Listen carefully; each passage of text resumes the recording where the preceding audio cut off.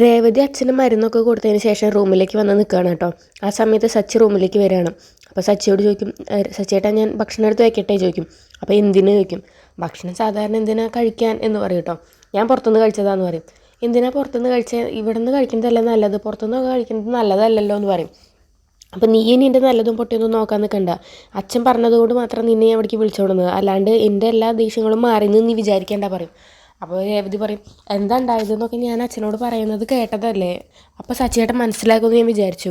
അച്ഛൻ എല്ലാ കാര്യങ്ങളും മനസ്സിലായല്ലോ, എന്നിട്ട് സച്ചിയേട്ടൻ മനസ്സിലായില്ലേ എന്ന് ചോദിക്കും. അപ്പോൾ സച്ചി പറയും, അച്ഛൻ മനസ്സിലാക്കിയതേ അച്ഛൻ പോട്ടെ എന്ന് വെച്ചിട്ടാ, അല്ലാണ്ട് സത്യമാണെന്ന് അച്ഛൻ വിശ്വസിച്ചിട്ടൊന്നുമില്ല എന്നിങ്ങനെ പറയട്ടോ. ഇനി ഈ റൂമിൽ നമ്മൾ രണ്ടായിട്ട് ഇനി കഴിയാൻ പോകുന്നത് ഇനി എല്ലാ കാലവും എന്ന് പറയട്ടോ. അപ്പോൾ രേവതിക്ക് ആകെ സങ്കടമാവും. അങ്ങനെ രേവതി ഇങ്ങനെ നിൽക്കുമ്പോൾ സച്ചി അവിടെ അടിയിൽ പായ വിരിച്ചിട്ടിട്ട് അവിടെ ഇരിക്കുകയാണ്. അപ്പോൾ സച്ചിയേട്ടാന്ന് വേണ്ട അടുത്തേക്ക് ചെല്ലുമ്പോഴത്തേക്കും സച്ചി അവിടെ നിന്ന് നീറ്റ് പോവുക.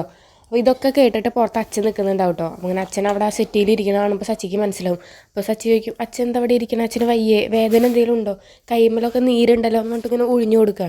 അപ്പോൾ അതൊന്നും കുഴപ്പമില്ല സച്ചി, എനിക്ക് നിന്നോടൊരു കാര്യം പറയാനുണ്ട്, നീ അത് കേൾക്കുമോ ചോദിക്കണം. അപ്പോൾ എന്ത് പറ്റിയെന്ന് ചോദിക്കുമ്പോൾ, നീ ഇനി രേവതിനെ ചീത്ത പറയരുത്, അവൾ ഉണ്ടായ കാര്യങ്ങളൊക്കെ പറഞ്ഞതല്ലേ എന്ന് പറയുമ്പോൾ സച്ചി പറയണം, അവൾ പറഞ്ഞതൊക്കെ കള്ളാണ് അച്ഛാ, അവൾ പറഞ്ഞതൊന്നും ശരിയല്ല, അവൾ നമ്മളെ ചതിച്ചു എന്നൊക്കെ പറയും.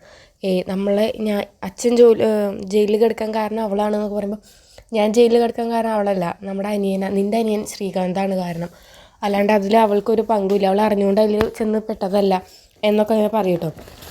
അപ്പോഴും സച്ചി ഒന്നും മിണ്ടുന്നില്ല. അപ്പോൾ രവി പറയും, ഇനി നീ അവളോട് ദേഷ്യപ്പെടുന്നത് ഞാൻ കാണാനിടയാവരുത് എന്നിങ്ങനെ പറയും കേട്ടോ.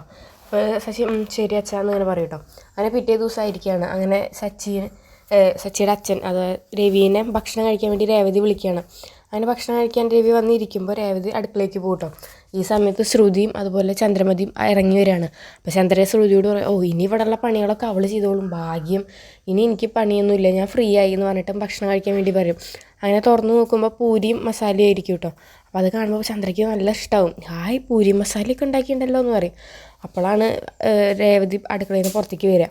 അപ്പോൾ ശ്രുതി പറയും, നിനക്ക് അറിഞ്ഞൂടെ ഇതൊന്നും രാവിലെ ഉണ്ടാക്കാൻ പാടില്ല എന്ന്, ഇതൊക്കെ എണ്ണയിൽ ഉണ്ടാക്കിയതല്ലേ, ഇതാണോ നീ അച്ഛന് കൊടുക്കുന്നത്, അങ്കിളിനതൊന്നും കഴിക്കാൻ പറ്റില്ല എന്ന് എനിക്ക് അറിഞ്ഞൂടെ, അങ്കിൾ ഒന്നാമത് ഇങ്ങനത്തെ ഒക്കെ കഴിച്ചിട്ടാണ് വയ്യാണ്ടായത് എന്നൊക്കെ പറയും. അപ്പോൾ ചന്ദ്രയും അങ്ങനെ ഓരോന്നൊക്കെ പറയും കേട്ടോ. അപ്പോൾ രേവതി പറയും, അതിന് അച്ഛന് ഞാൻ ഇതല്ല കൊടുക്കാൻ പോകുന്നത്, അച്ഛന് നല്ല കഞ്ഞി ഉണ്ടാക്കിയിട്ടുണ്ട് പറയും കേട്ടോ. അങ്ങനെ ഇതെന്തിനാ പിന്നെ നീ ഇപ്പം ഉണ്ടാക്കി ചോദിക്കുമ്പോൾ, ഞാനിത് സച്ചേട്ടന് ഇഷ്ടമായ കാരണം ഉണ്ടാക്കിയതാന്ന് പറയും. അപ്പോൾ സച്ചി പറയും, ഞാൻ പറഞ്ഞു നിന്നോട് ഉണ്ടാക്കാൻ, നീ എൻ്റെ ഇഷ്ടത്തിന് ഉണ്ടാക്കേണ്ട ആവശ്യമൊന്നുമില്ല, എനിക്ക് അങ്ങനെ ഒരു ഇഷ്ടമില്ല എന്നൊക്കെ പറയും.